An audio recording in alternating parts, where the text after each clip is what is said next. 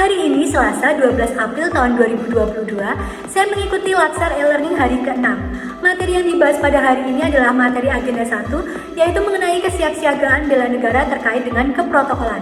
Pembahasan berlangsung sangat seru dan informatif.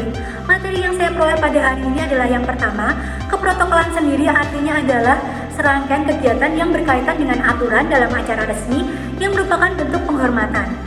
Setiap acara butuh keprotokolan, sehingga dapat dipastikan keprotokolan adalah bagian dari pelayanan dalam dunia birokrasi. Pak Ridwan menampilkan beberapa kasus terkait keprotokolan.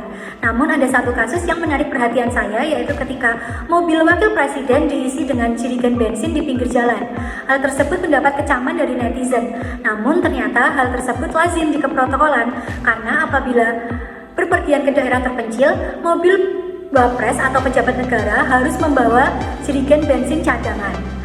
Keprotokolan sendiri terdiri dari tata tempat, tata penghormatan, dan tata upacara. Namun selain itu, keprotokolan juga mengatur tentang tata busana dalam acara resmi, yaitu harus busana yang sopan. Contohnya menggunakan jas, menggunakan blazer, menggunakan baju adat, atau menggunakan kebaya lengan panjang. Yang kedua, kita mempelajari mengenai hak keprotokoleran, yaitu hak seseorang memperoleh penghormatan berkenan dengan jabatannya.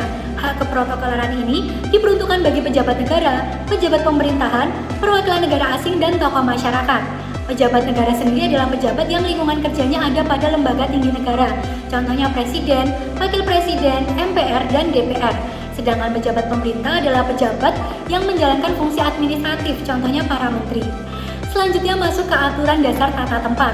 Orang yang mendapat tata urutan pertama atau paling tinggi adalah mereka yang memiliki urutan tempat paling depan. Sedangkan jika tata tempat berupa menghadap meja, maka tempat utama adalah yang menghadap pintu keluar dan tempat terakhir adalah tempat yang dekat dengan pintu keluar. Apabila posisinya berjajar pada garis yang sama, maka tempat yang terhormat adalah tempat yang paling tengah dan posisi sebelah kanan itu lebih terhormat dari posisi sebelah kiri. Selanjutnya kita masuk ke tata tempat bagi acara di BPK RI. Urutan bagi pejabat negara yang pertama adalah Ketua BPK, yang kedua Wakil Ketua BPK, dan yang ketiga anggota BPK.